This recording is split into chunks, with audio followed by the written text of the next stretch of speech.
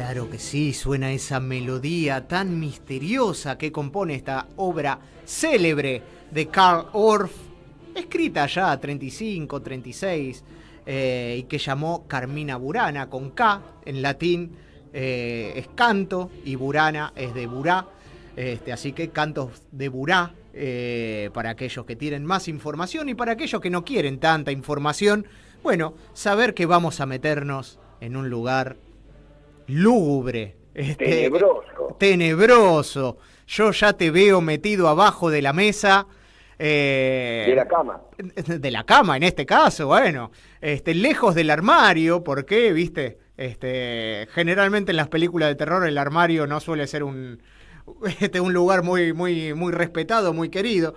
Pero en este caso no vamos a hablar de terror, vamos a hablar de hechizos, vamos a hablar de magia, a veces negra, blanca, amarilla, la que quieras, pero magia, porque vamos a hablar, en este caso, de Huracán de San Antonio de Areco.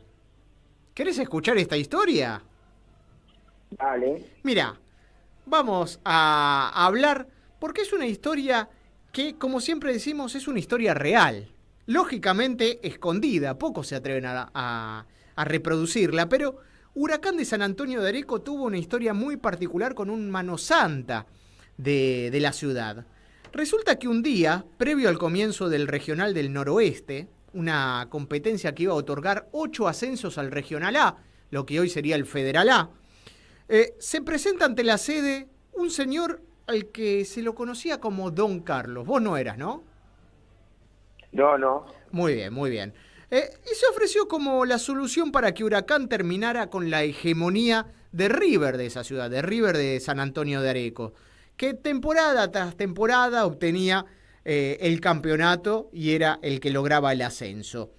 Como dijo, no quiero un cobre, no quiero cobrar un centavo. Le dijeron, sí, desde ya, venite, empezá con tu tarea. Bueno, muy bien. ¿Cuál era su tarea? Consistía en hacer unos preparados en una olla, y como el líquido era medio aceitoso, era bastante intragable, nos dijeron nuestras fuentes, Don Carlos propuso que el club haga un asado para todo el plantel, la sede y allegados, y ahí poner el brebaje arriba de las achuras y de la carne, y ahí, asco. bueno, pasaba como aceite a la ensalada, ¿no? Los que lo probaron dicen que tenía sabor a chimichurri, un poco más fuerte. Bah, qué sé yo, allá ellos, ¿no? Lo cierto es que Huracán ganó los 3 primeros partidos y como estaba todo el mundo entusiasmado, escuchá esto, cada sábado se hacía un asado. De a poco los directivos notaron... Era otra época, todavía se podía comer asado, pero de a poco los directivos empezaron a notar algo raro. Concurría cada vez más gente a los asados, y no eran solamente los jugadores ni los dirigentes. Entonces empezaron a prestar más atención acerca de quiénes eran los que concurrían, quiénes eran los comensales. El segundo sábado que vigilaban, después de haber perdido la 4ª fecha, sacaron cuentas y eran más de 150 personas los que estaban cenando ahí. El equipo... ¿Por qué había más gente si el equipo había perdido? ¿Viste que cuando ganas, por ahí hay gente que se decide y va, cuando perdés no va tanta gente, pero acá había cada vez más gente y más gente. La respuesta la tuvo el sábado siguiente, cuando el tesorero salió a la vereda del club a fumar y encontró al hermano de Don Carlos, vendiendo entradas al asado a una familia entera del barrio. Ah, bueno. ¿Para qué pedir? Con razón no cobraba un mango. ¿Para qué pedir un sueldo si podía cobrar de ahí una suculenta, Imagita. un jugoso sueldo? Se reunió la sede, por unanimidad decidieron echar al pobre, o no pobre ya a esa altura, Don Carlos. Se terminaron las cenas sabatinas y el equipo, ¿sabés cómo terminó? No. En la parte baja de la tabla. Lo que jamás se pudieron enterar es si Don Carlos era bueno o no como mano santa. Claro. Esas cosas que quedan, ¿no? Picando. Sí. Bueno, yo te voy a contar una historia que también la deja picando la situación del mano santa en cuestión. ¿Sobre quién es? Vamos a situarnos en los años 80, Ajá. y en lo que sería la primera D o aficionados. Sí. Por entonces existía y realmente se cumplía el hecho que el equipo que terminaba último desciende. Sí. Bueno, en la primera D, quienes siempre estaban ahí peleando para salvarse, era Ferrocarril Urquiza, Atlas y Centro Español. Sí. Eran casi siempre ellos los que peleaban los últimos puestos. Pero el tema, Gonza, amigos oyentes, recuerden que en la primera D, como no había otra división abajo, el que terminaba último terminaba desafiliado. Sí. Horrible, horrible pena, porque si vos estabas en la D, en la C, en la B, está bien, verías a tu equipo en una categoría menor, con rivales menores, pero lo veías. Pero desafiliado significa que durante un año el club no existe, que tus jugadores iban a tener que ir a parar a otros clubes, con lo que significaba el año de desafiliación, tener que volver a juntar jugadores para la temporada siguiente, con lo que significaba no salir ni en ningún lado porque no existís como club si estás desafiliado. Sí, claro.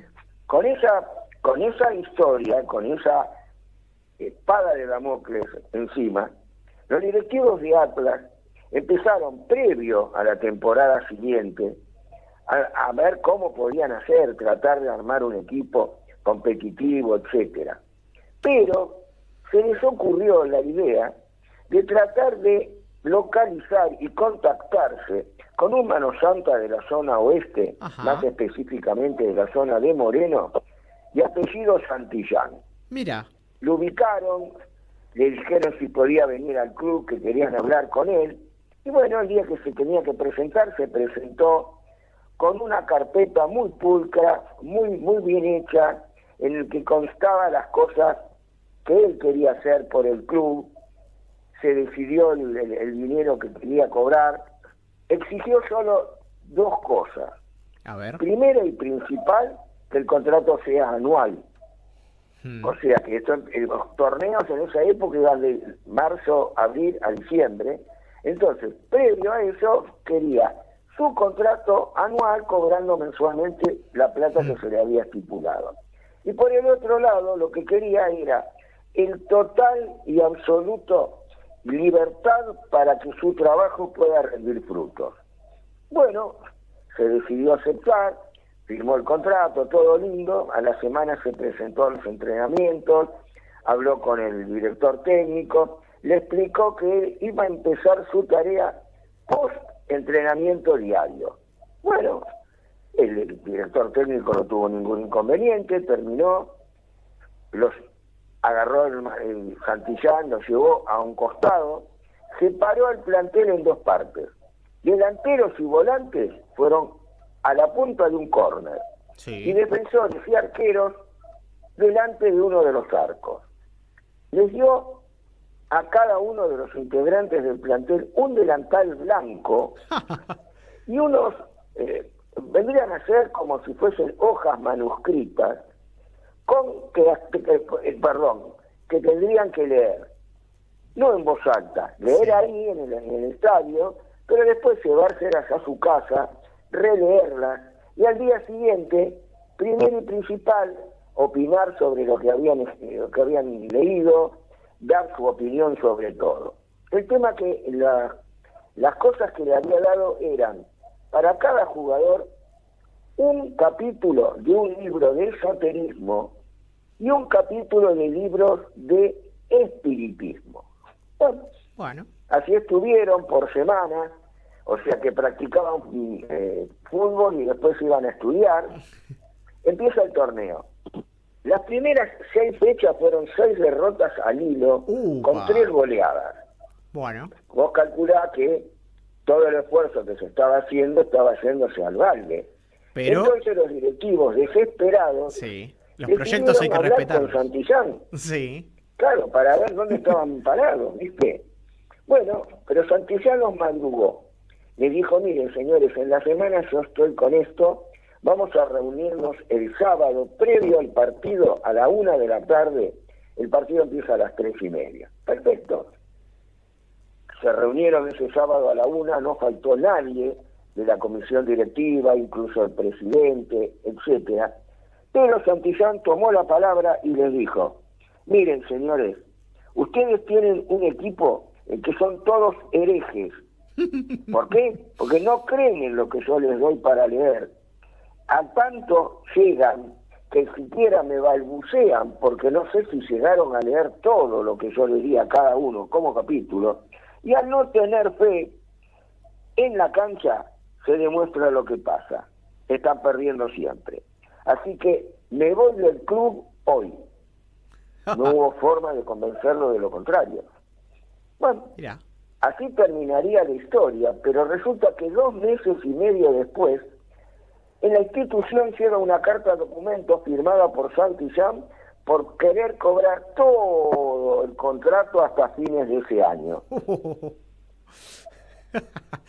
Mira. Lo peor, y es parecido a lo que contaste vos, es que Atlas termina salvándose de la desafiliación el último partido, ganando de visitante ante Victoriano Arenas y mandando a la famosa y temida desafiliación ese año a Yupanqui. Mira. ¿Habrá sido que entendieron lo que les dio después de tiempo? ¿O realmente fue futbolísticamente hablando que se salvó Atlas? Algún penal. Nunca lo vamos a saber. Algún penal recitándole algo esotérico, ¿no? Sí, asustando a los sí, rivales. Pero vos fijate que, a diferencia de otros que pretestan cualquier cosa, este equipo con dignidad decidió irse. Sí, sí, y después cobrar todo. Sí, va bien, ahí se acabó la dignidad. Obvio. Como siempre. La plata lo vale. Obvio. Como siempre decimos. No será, por algo será que Atlas, en vez de tener manos santas, decidió tener un reality. Obvio. Y durante años salir en televisión, ¿te acordás? En un canal internacional, sí, como el equipo del Continente. A costa de no poder ascender. Sí, bueno, pero el club estaba saneado. Obvio, y sin manos santas.